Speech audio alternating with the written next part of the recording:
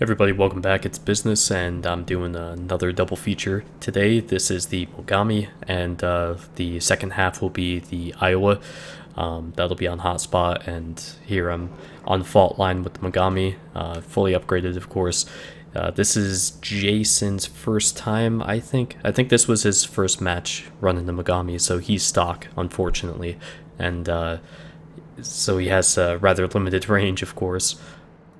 And initially was heading over towards the 910 line here to check it out, see if there were any enemies coming in, but see that there's an enemy destroyer coming up the middle here, and it turns out our destroyer just off behind this island over here, he ends up being in a little bit of trouble. And what better way to help him out than throw 15 shells of high explosive down towards his opponent here. This ship is so damn good at killing destroyers. I freaking love it. And got a detonation on the guy there. Just wiped him out. I'm not even sure exactly where I hit that would cause that, but yeah, something detonated and just nuked him outright. And it doesn't really look like anybody's going off to the side that we initially headed to. You'll see on the mini-map we still have a battleship behind Jason and I that's heading over to Tirpitz, and he starts getting picked on a little bit by aircraft. And it kind of sucks to be focused or, have any attention thrown your way when you're in the Tirpitz, and, there's aircraft carriers in the match. Yeah, they tend to die pretty damn fast to air attack, even from the Tier 7 carriers like the Hiryu and the Ranger. Just trying to figure out my course of attack here as Tirpitz fires full salvo at me. Luckily, it was close. It was really close. But luckily, none of those shells hit. And since I have his attention, he now has mine, so he's gonna be able to experience some of the pain of picking on the Mogami. So I don't have the Ibuki yet. I still haven't purchased it. I don't have the New Orleans yet, because everything else is just going to be a letdown until I get to maybe the Des Moines, and the Zhao for sure. I'm sure I'm going to do alright with that ship, and I don't know, I just think that the Ibuki is going to have a hard time filling the shoes of any other cruiser that came before it. I mean, I'd rather play the Miyoko, the obviously Mogami, and even the Aoba, just because of the matches it gets. When you're talking about the Tier 9 ships, you look at the battleships and they can hold their own, obviously, against the Tier 10 battleships and so on and so forth. But even the Tier 9 destroyers are excellent.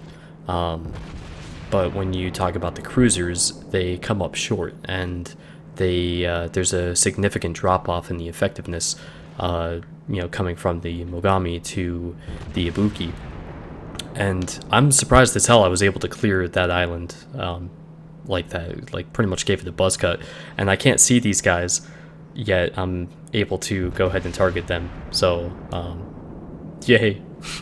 I mean, if you want to make this ship even more deadly, it's in a situation like this, That's actually probably the biggest reason why, for a cruiser like the Mogami, I tend to like maps such as this, or especially Hotspot. That is such a good map for this particular ship, just being able to lob the shells over the islands and, initiate a bit of panic in the enemies that can't fire back at you.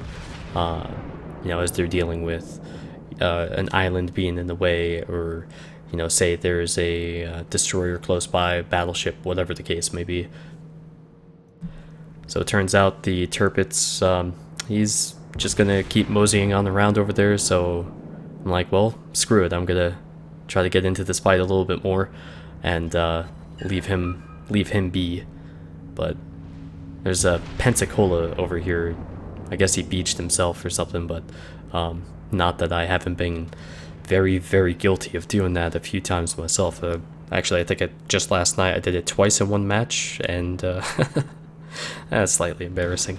But sometimes, there's tactical beaching too. So if you know there's going to be torps coming up through a channel, by all means, throw yourself into the beach and buy yourself an extra salvo or two or something, anything to make those around you get punished for their insubordination.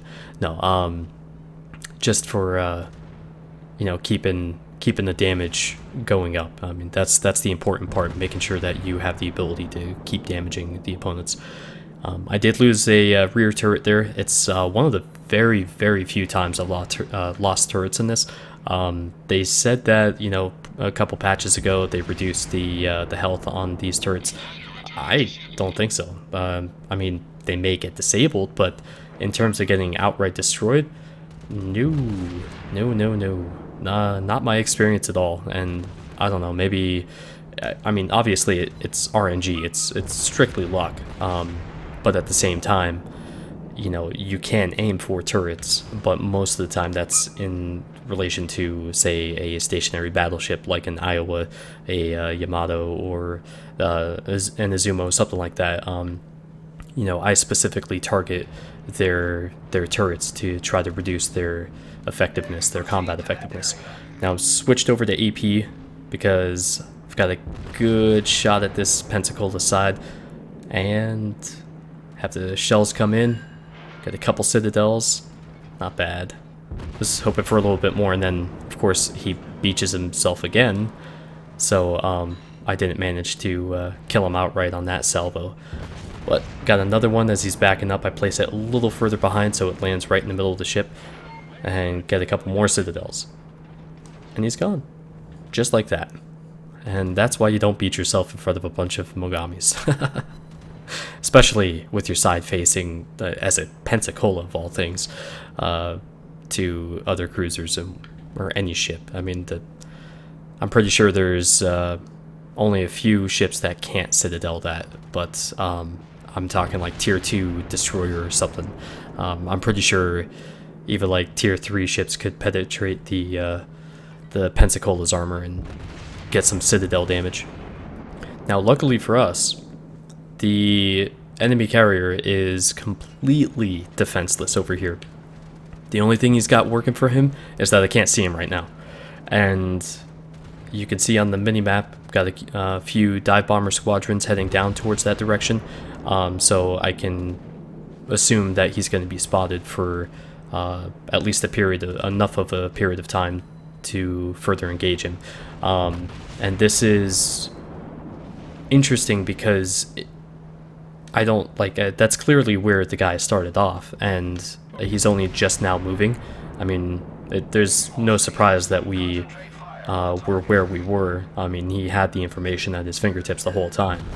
He just didn't choose to act on it, which is very odd to me. But and also his team left him very, very vulnerable in that respect too. They're not responding to the fact that we are over here and taking out their carrier amongst their other ships. So overall, for the fact that we've lost 2 destroyers, I'm very impressed with how our team has been responding to their team. And we have now 5 ships in the middle, myself and Jason and those 3 the sector behind us. And even our carrier is not hiding behind the behind the islands. He's moving up so he can actually be he can have his planes have a shorter turnaround, and that's not a common thing. I mean, hell, we have an AFK battleship, I think, at the moment, and this is a sign of a really good aggressive team. Focusing targets and working together, being aggressive but not too aggressive. Now, unfortunately, I do eat this torp. I was expecting torps from the cruiser, but I had no idea the destroyer was right there. And I mean, I certainly didn't react to it, so that's my fault. But have AP loaded up, and now there's another frickin' Mogami over here. and he's got his whole side to me though, and I'm trying to get as close to the island as I can, just in case he already launched torps, because chances are most likely they would lead further into the channel. So I'm taking it slow just because of this, and I can only fire a couple turrets at him just because of the arrangement of this, but managed to get a triple citadel in there on him. Get the high caliber award on top of that. There's a Tirpitz to my right. The Aoba is still ahead. The Mogami is running, but he's got his 2 rear turrets facing me. I'm on fire, and I lost 2 turrets. This is really good. This is a great situation to be in. So he clustered up his torps too much, and I know I'm gonna die, but I decided to launch torps at the battleship that I'm not gonna end up engaging. And switch back to HE, started to fire on him, and come on, this Tirpitz is almost down. Fire, fire. Boom. That worked out even better than I planned, honestly. Like, you know, sometimes you just say screw it and go in for it, but I was not expecting this little piece here either, so a torpedo hit just to round it off. 6 different awards. That's freaking hilarious. So 422,000 credits, a lot of experience, almost 10,000, and I did have the XP flag equipped. I don't know why, since I already have the Ibuki researched, but a lot of base XP at 2,600, and I forgot the damage total on this. I think it was about 130,000, but it's very well varied. The only thing I didn't get were secondary fires or damages and whatnot. But moving on to our Iowa match, you will be seeing a fair amount of Iowa gameplay over the next week as I get closer to the Montana. I will have that at some point, probably before the end of the weekend. I'm hoping within the next couple days. I'm going to be focusing very, very much on the Iowa and the Izumo for the next few days. I just want to try to get things rolling with that. I did actually want to mention I ended up selling my New Mexico. Since the 5.1 patch, it's not the same ship at all. All the good qualities that the New Mexico had are now apparently on the Colorado, and the Colorado's a good ship. So I decided to get rid of that, and eventually I'll get the Colorado again. But I'm pretty disappointed after 89 matches. There's just nothing worthwhile on the New Mexico anymore. You know, without those guns being able to hit, it's a crap ship, and you get into situations where now you can't deal with the damage because you're not dishing it out, and these enemies are staying alive longer and able to wear you down faster. So it just, you know, whatever, the game will change over time, so gotta expect that type of thing, but to say it's not disappointing would be a lie. Now, the Colorado, of course, I am very interested to see how that works out. I had pretty decent damage considering there's such a drop-off with the Colorado. My average is like 64,000, which is above average. It's not good by any stretch of the imagination, but it's above average. To put it into perspective, my New Mexico average is about 80,000 a match. So going from that to the Colorado and dropping down to 65,000 damage is pretty significant, and especially when you're facing more ships with higher HP pools. So I am really curious to see how that turns out with the various buffs. But anyways, back to this match. Decided to push down south, and as has been kind of the norm over the last week, been in a lot of situations where I'm the only one that's actually pushing down this way.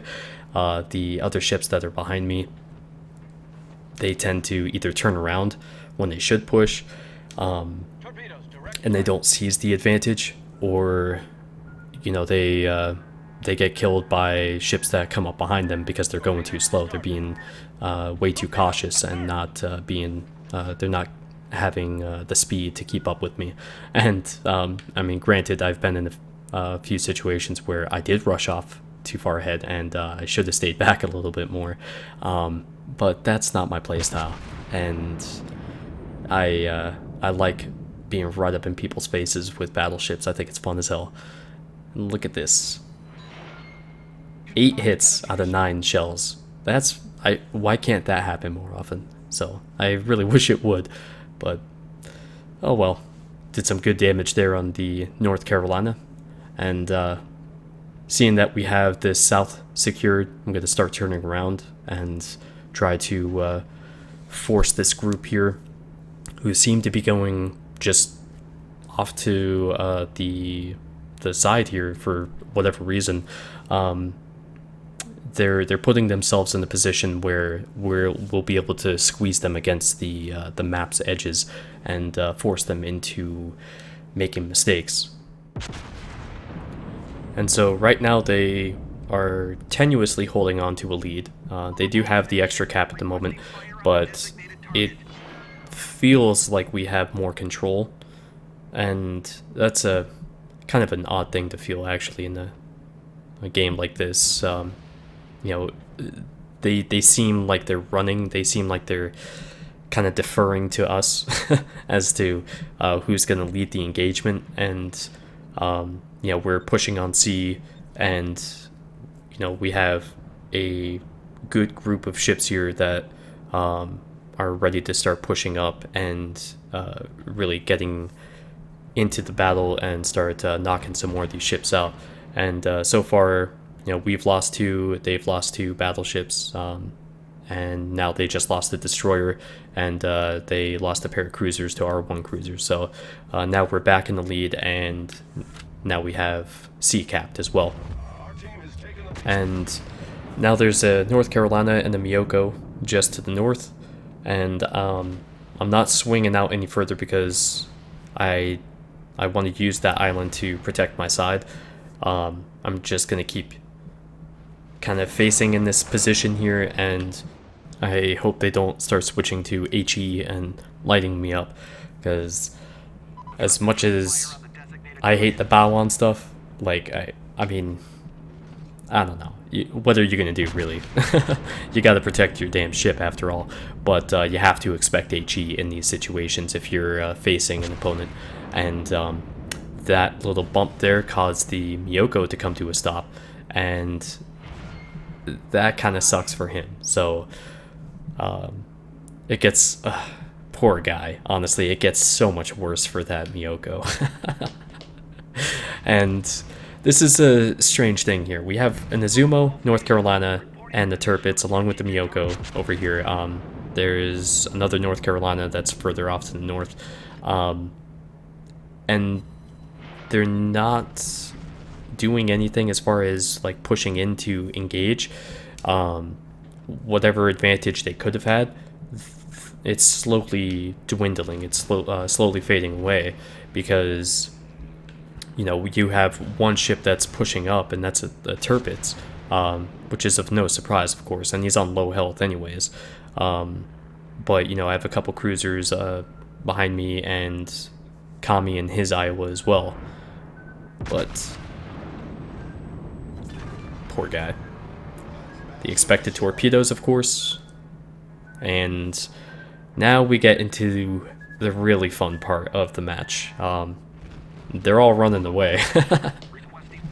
So this is, considering the map and how little room they have to maneuver, at some point they're gonna have to show their side, because if they're not going to, then they're gonna run right into the corner of the map, and a stationary target is just fine. And I noticed the North Carolina over here, I'm still just pushing forward to try to get the shot on him, and I don't think I can lob it over, so I decide to just wait. And he doesn't have his turrets facing me anyways, but he would be my biggest threat in terms of the damage incoming to me. And boom, right there. now I'm in a much more secure position to be able to engage these three as the other battleship went around the island. So he's of no concern to me. And the Miyoko, he of course is torp capable, so I do have to bear that in mind. He's on very low health there. I actually really surprised I didn't somehow kill him. Look at that. But of course the Miyoko sent off a spread of torps, and apparently I was just in a really good spot. I didn't even have to move my rudder very much at all. But now watch this. You know how he's on really low health? Oh my god. Watch the kill feed. Yep. That's a -1 for the North Carolina. He just killed the Miyoko. That's the first time I've seen that, and it's something that when I play DD, I would always be concerned about in terms of, you know, if I'm not able to get off a ship and I'm on low health. You know, I didn't want to have that happen, that exact situation.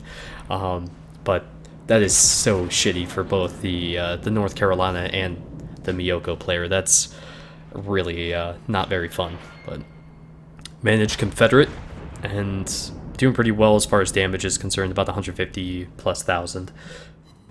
And actually, at this point, I just wanted to mention I don't have the battle results screen at all, any screenshot of the results, so I apologize, but the damage obviously was enough. I'm pretty sure it was probably around 2,500 XP, maybe a little less, geez. But I wouldn't say anything less than like 2,200. But obviously about 160,000 damage here as wrapping up against this North Carolina. The upcoming videos, I wanted to mention the next one. I've been holding off on doing the Atlanta. I just wanted to give some space between the Turpits video and the Atlanta, and I will do that after I upload this. Beyond that, I have a couple more videos I'm doing. I've already got the template for the Azumo ready to go. I think I have enough footage to do my overview on that, but I just want to get a little bit more experience with that as I am coming up to my 25th match in the ship, and I just want to have a clear and concise idea of what my feeling for the ship is. I mean, so far it is very favorable, but I just want to be able to convey why you shouldn't free XP it. And I know people at that point will probably just say, screw it, I want to get the Yamato, but the Azumo is coming, so prepare yourselves. And thank you for watching, hope you enjoyed, and I'll see you here next time.